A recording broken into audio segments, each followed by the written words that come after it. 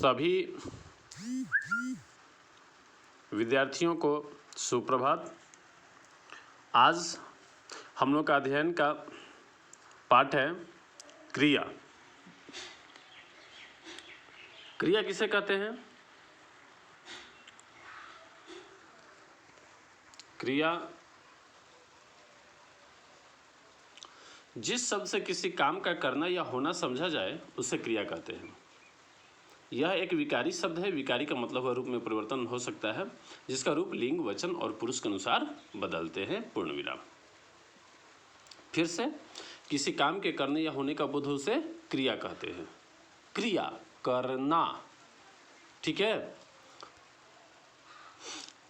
क्रिया से भी पहले एक शब्द आता है जिसे धातु कहा जाता है, जो क्रिया का आधार होता है, बेस होता है। क्रिया का मूल धातु है। मूल का मतलब हुआ आधार।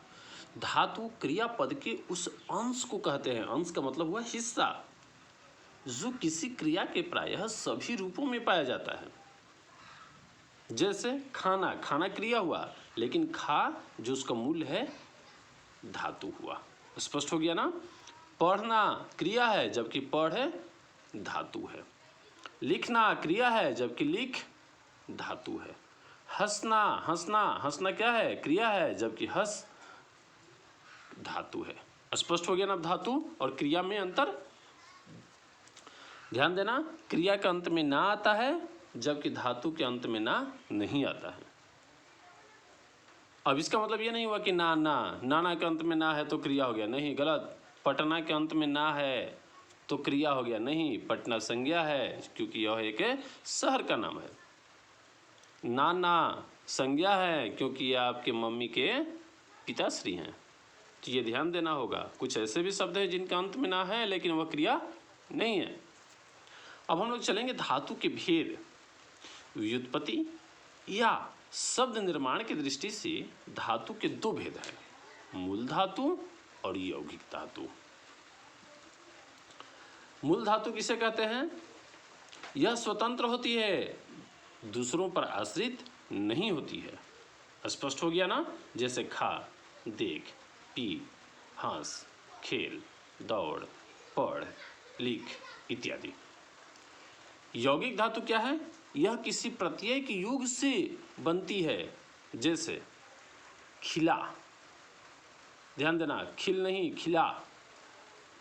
पढ़ नहीं पढ़ा, इसमें आ प्रत्यय लगा हुआ है। लिख नहीं लिखा। हंस नहीं हंसा। स्पष्ट हो गया ना? तो ये क्या है? यौगिक धातु। यौगिक धातु की रचना। यौगिक धातु तीन प्रकार से बनती है, नंबर 1, नंबर 2 और ये नंबर 3। धातु में प्रत्यय लगाने से अकर्मक से सकर्मक और प्रेरणार्थक धातुएं बनती हैं। प्रेरणार्थक धातुएं अर्थात प्रेरणार्थक क्रियाएं मैं आपको बताऊंगा अभी इसी वीडियो में। कई धातुओं को सकर्मक भी बताऊंगा, अकर्मक भी बताऊंगा, ठीक है। धातुओं को संयुक्त करने से संयुक्त धातु बनती है।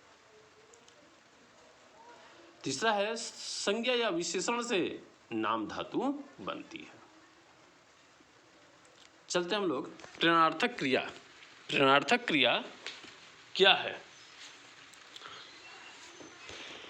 जिन क्रियाओं से इस बात का बोध हो कि कर्ता स्वयं कार्य न कर किसी दूसरे को कार्य करने के लिए प्रेरित करता है, वे प्रेरणार्थक क्रियाएं कहलाती हैं। ध्यान देना होगा कि कर्ता उस काम को स्वयं नहीं करेगा बल्कि दूसरे से करवाएगा। जैसे लिखना नहीं लिखवाना, हंसना नहीं हंसवाना या हंसाना, जाना नहीं हो पाएगा, दौड़ना नहीं दौड़वाना, पढ़ना नहीं पढ़वाना। स्पष्ट हो रहा है ना? तो दौड़ना क्रिया है लेकिन दौड़वाना प्रेरणार्थक क्रिया है। जैसे मोहन मुझसे किताब लिखवाता है। ध्यान दीजिएगा, मोहन जो करता है वह लिखने का काम नहीं करता है बल्कि वो दूसरे से कार्य करवाता है या करने के लिए प्रेरित करता है। तो यहाँ पर लिखवाता प्रेरणार्थक क्रिया हुआ। मैंने उसे हंसाया, मैं नहीं हंसा, ध्यान दीजिएगा, कर्ता यहाँ कार्य को नहीं कर रहा है, मैंने उसे हंसाया। तो यहाँ हंसाने की क्रिया चूंकि कर्ता नहीं कर रहा है, इसलिए यहाँ पर यह क्या होगा, प्रेरणार्थक क्रिया होगा। मैंने उससे किताब लिखवाई, मैंने स्वयं किताब को नहीं लिखी, ध्यान दीजिएगा, मैंने सब जो करता है वह इस क्रिया का संपादन नहीं कर रहा है, बल्कि किसी दूसरे से करवा रहा है, दूसरे को प्रेरित कर रहा है करने के लिए। तो यहाँ पर लिखवाई क्या हो जाएगा, प्रेरणार्थक क्रिया। स्पष्ट हो गया ना। हम लोग अब प्रारंभ कर रहे हैं कि क्रिया के भेद कितने होते हैं, जो कुछ एक दो भेद हम लोग पढ़ भी चुके हैं, ठीक है। सुनिएगा ध्यान से देखना। कर्म के अनुसार क्रिया के दो भेद हैं, अकर्मक क्रिया और सकर्मक क्रिया। इसके नाम में ही परिभाषा छिपे हुए है। वह क्रिया मतलब होता है नहीं जिसका कर्म न हो, उसे अकर्मक क्रिया कहा जाता है। सकर्मक, स का मतलब होता है साथ, वह क्रिया जिसका कर्म साथ में हो उसे सकर्मक क्रिया कहा जाता है। स्पष्ट हो गया ना। उदाहरण तुम लोग से चुनने का प्रयास करना। जैसे मैं बता देता हूँ, राम आम खाता है। अब यहाँ पर आप दो सवाल उठाइए, क्या और किसको। क्या खाता है, आम खाता है, किसको खाता है, आम को खाता है। चूंकि यहाँ जवाब मिल गया तो यहाँ सकर्मक क्रिया हो गया, और जवाब नहीं मिलेगा तो अकर्मक क्रिया। जैसे सोहन पटना जाता है, सोहन किसको जाता है, जवाब नहीं है आपके पास। सोहन क्या जाता है, जवाब नहीं है। यहाँ तुम लोग सोचोगे कि पटना कर्म है, नहीं नहीं नहीं, कर्म नहीं है। समझ में आ गया ना। तो यहाँ पर अकर्मक क्रिया होगा। व्युत्पत्ति के अनुसार अर्थात शब्द निर्माण के अनुसार क्रिया के दो भेद हैं, मूल और यौगिक, जो मैं बता चुका हूँ। अब यौगिक में ही प्रेरणार्थक क्रिया, नाम धातु क्रिया, संयुक्त क्रिया, अनुकरणात्मक क्रिया होता है। अब संयुक्त क्रिया में भी कई भेद हैं इसके, ठीक है, जो तुम लोगों के सिलेबस में नहीं है पढ़ना, इसलिए तुम लोग पढ़ना मत। वैसे जानकारी की दृष्टि से देख लो एक बार, ठीक है ना। इतने सारे भेद हैं। ये वाला इसमें नहीं है, ये वाला है इसमें, ठीक है, इसी में। अच्छा, प्रकट करने के अनुसार क्रिया के तीन भेद हैं, साधारण, संभाव्य और विध्यर्थक। ये भी तुम लोगों को नहीं पढ़ना है। अन्य भी प्रकार है कुछ, जैसे ये पढ़ना है मुख्य क्रिया, जिसे इंग्लिश में मेन वर्ब बोला जाता है, मेन वर्ब। सहायक क्रिया, जिसे इंग्लिश में ऑक्सिलियरी वर्ब बोला जाता है। पूर्वकालिक क्रिया, ये सब पढ़ने हैं हम लोगों को, ये ध्यान देना होगा। पूर्वकालिक क्रिया, क्रियार्थक क्रिया, द्विकर्मक क्रिया, नाम में ही इनके परिभाषा छुपा हुआ है, ध्यान देना। द्विकर्मक, द्वि मतलब दो होता है, कर्म मतलब कर्म कारक, अर्थात जिसमें दो कर्म हो, ठीक है, ध्यान देना। विधि क्रिया, विधि क्रिया के भी दो भेद हैं, प्रत्यक्ष और परोक्ष। ये हम लोग को नहीं पढ़ना है, विधि, प्रत्यक्ष, परोक्ष। अब चलते हैं हम लोग यौगिक क्रिया के पास। वैसे यहाँ मैं मूल क्रिया से प्रेरणा क्रिया, प्रेरणार्थक क्रिया का एक दो उदाहरण दे देता हूँ। उठना का उठाना या उठवाना हो जाएगा, उड़ना का उड़वाना हो जाएगा, ठीक है, चलना का चलवाना, देना का दिलवाना या दिलाना। यौगिक क्रिया क्या है, दो या दो से अधिक धातुओं और दूसरे शब्दों के संयोग से या धातुओं में प्रत्यय लगाने से जो क्रिया बनती है उसे यौगिक क्रिया कहा जाता है। स्पष्ट हो गया ना। फिर से, दो या दो से अधिक धातुओं और दूसरे शब्दों के संयोग से या धातुओं में प्रत्यय लगाने से जो क्रिया बनती है उसे यौगिक क्रिया कहा जाता है।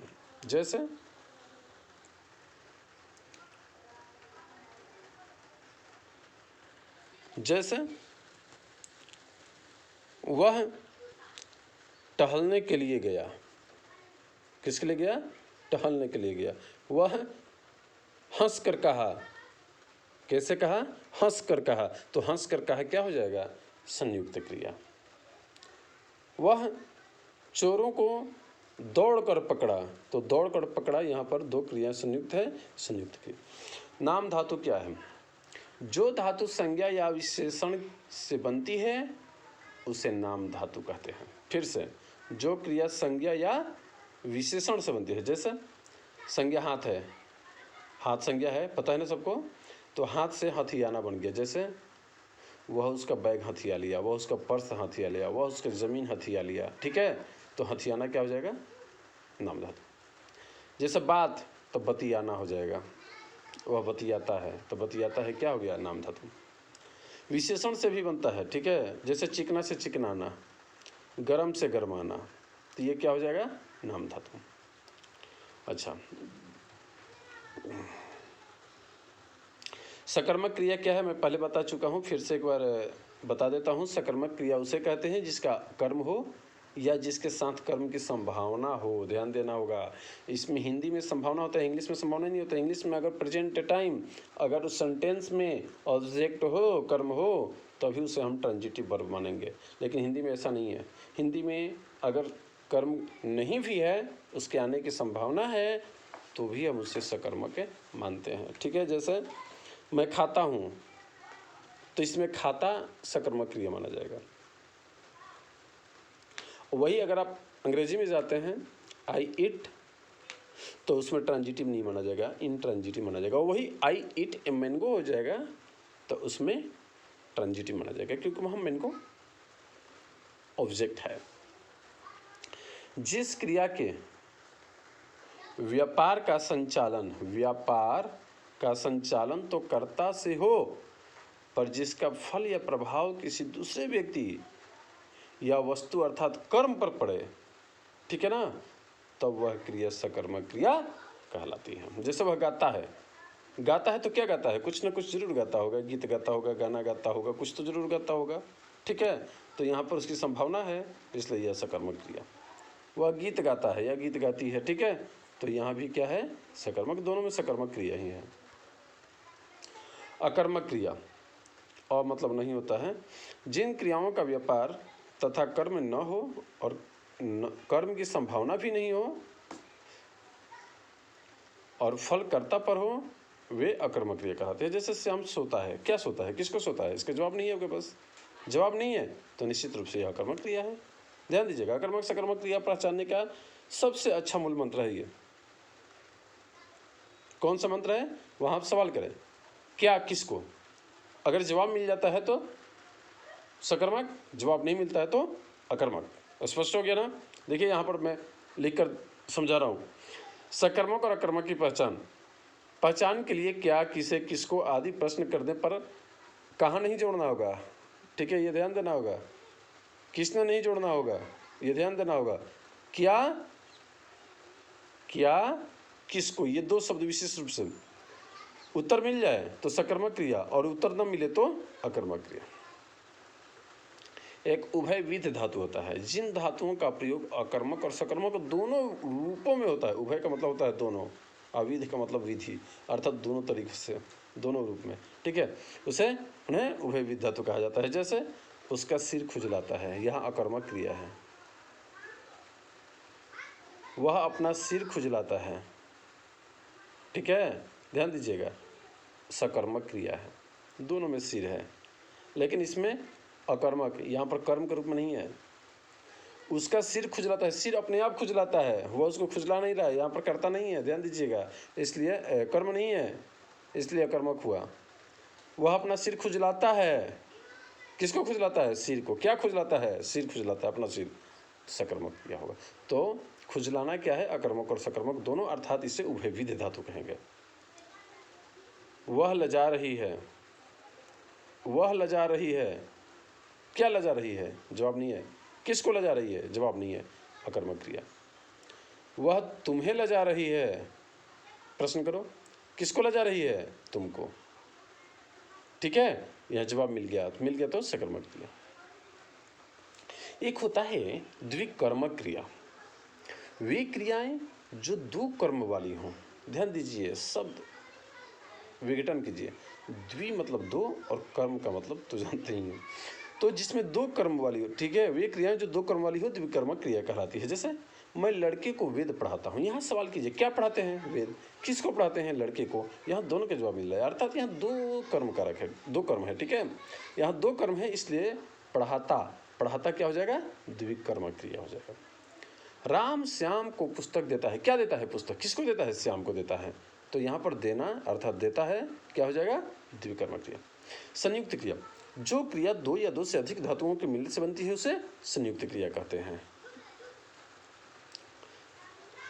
जैसे राम हंस चुका, हंसना और चुकना, यहाँ पर दोनों क्या है, एक मेल से बना हुआ है, इसलिए यहाँ पर हंस चुका संयुक्त क्रिया हुआ। अकर्मक क्रिया से जैसे लेट जाना, गिर पड़ना, सक्रामक क्रिया से भी संयुक्त क्रिया बनता है, जैसे क्या है, बेंच लेना, काम करना, बुला लेना, मार देना इत्यादि, ये सारी क्या है, संयुक्त क्रियाएं हैं। संयुक्त क्रिया की विशेषता है कि उसकी पहली क्रिया प्रायः प्रधान होती है और दूसरी उसके अर्थ में विशेषता उत्पन्न करती है। सहायक क्रिया, जिसे हेल्पिंग वर्ब बोला जाता है, वे क्रियाएं जो मुख्य क्रिया के रूप में अर्थ को स्पष्ट और पूरा करने में सहायक होती हैं, उसे क्या कहते हैं, सहायक क्रिया। स्पष्ट हो गया ना, जैसे है, हैं, हूँ, था, थे, थी, रहे हैं, रहा हूँ, रही हूँ, रहा था, रही थी इत्यादि। नामबोधक क्रिया क्या है? संज्ञा अथवा विशेषण के साथ क्रिया जोड़ने से जो संयुक्त क्रिया बनती है उसे नामबोधक क्रिया कहते हैं। फिर से, संज्ञा अथवा विशेषण के साथ क्रिया जोड़ने से जो संयुक्त क्रिया बनती है उसे नामबोधक क्रिया कहते हैं। जैसे ये ध्यान देना होगा, संज्ञा और क्रिया के मेल से, देखिए भस्म करना, भस्म क्या है, संज्ञा है, और करना क्या है, क्रिया है। तो भस्म करना क्या हो गया, नामबोधक क्रिया हो गया। विशेषण के साथ क्रिया जोड़ा गया है, जैसे दुखी विशेषण है, क्रिया होना है, तो दुखी होना क्या हो गया, नामबोधक हो गया। निराश होना, तो निराश क्या हो गया, विशेषण, और होना क्या हो गया, क्रिया, तो निराश होना क्या हो गया, नामबोधक क्रिया। ये संयुक्त क्रियाएं नहीं है, ध्यान दीजिएगा, उसके अंतर्गत रखा गया है चूंकि परिभाषा में है, लेकिन संयुक्त क्रिया यह नहीं है। पूर्वकालिक क्रिया क्या है? पूर्व, पूर्व मतलब होता है पहले, काल का मतलब होता है समय, अर्थात एक क्रिया के पहले कोई दूसरी क्रिया आ जाए, उसका संपादन हो, ठीक है, तो वह पूर्वकालिक क्रिया कहलाती है। देखते हैं, जब कर्ता एक क्रिया समाप्त कर उसी क्षण दूसरी क्रिया में प्रवृत्त होता है तब पहली क्रिया पूर्वकालिक क्रिया कहलाती है। जैसे उसने नहाकर भोजन किया, भोजन किया लेकिन कब किया, नहाकर, पहले नहाया उसके बाद भोजन किया, तो यहाँ पर पहले कौन सी क्रिया हो रही है, भोजन करना या नहाना? यहाँ निश्चित रूप से नहाना पहले, नहाने का जो काम है वो पहले हो रहा है, तो यहाँ पर नहाकर क्या होगा, पूर्वकालिक क्रिया। ध्यान देना होगा, भोजन किया, भोजन किया क्या होगा, संयुक्त क्रिया, तो यहाँ पर इसका होगा नहाकर। क्रियार्थक क्रिया क्या है? जब क्रिया संज्ञा की तरह व्यवहार में आए तो वह क्रियार्थक संज्ञा कहलाती है। ठीक है, क्रियार्थक संज्ञा, ध्यान देना होगा, क्रिया के अर्थ में संज्ञा। ठीक है, जैसे टहलना स्वास्थ्य के लिए अच्छा है, टहलना स्वास्थ्य के लिए अच्छा है, यहाँ टहलने का क्रिया नहीं हो रहा है, ध्यान दीजिएगा, टहलना स्वास्थ्य के लिए अच्छा है, यहाँ टहलना संज्ञा के रूप में आया है, हालांकि है तो क्रिया लेकिन संज्ञा के रूप में प्रयुक्त हुआ है, इसलिए यहाँ पर टहलना शब्द क्रियार्थक संज्ञा है। जैसे देश के लिए मरना कहीं अच्छा है, तो यहाँ मरना, यहाँ मरा नहीं जा रहा है, ठीक है, यहाँ मरना क्रियार्थक संज्ञा है। तो आज का हमारा क्लास यहीं समाप्त होता है, बाकी हम लोग अगले क्लास में मिलेंगे। लेकिन ये ध्यान देना होगा कि अभी आज के समय में ऑनलाइन स्टडी ही हमारा अंतिम विकल्प या एकमात्र विकल्प है, इसके सिवा अभी हमारे पास कोई दूसरा विकल्प नहीं है। इसलिए सभी छात्रों को मैं ये सूचित कर रहा हूँ कि सभी छात्र इत्मीनान से वीडियो को देखेंगे, क्लास करेंगे, घर पर बैठकर ही मोबाइल से, लैपटॉप से, जो तुम्हारे पास सुविधा हो उससे सभी को समझेंगे, जितने भी कॉन्सेप्ट हैं उनको समझेंगे। जो समझ में नहीं आएगा उसे व्हाट्सएप ग्रुप में स्कूल वाला उसमें डालेंगे, प्रश्न करेंगे, उन प्रश्नों का जवाब हम देने के लिए तैयार हैं। फेयर करना भूलना नहीं है, फेयर करने से कई तरह के फ़ायदे हैं, फेयर एकदम अनिवार्य है। केवल फेयर ही क्यों, फेयर दो तरह का होता है, एक कॉपी का फेयर और एक मस्तिष्क का फेयर, तो दोनों होना चाहिए। स्पष्ट हो गया ना? ठीक है, ओके, थैंक यू।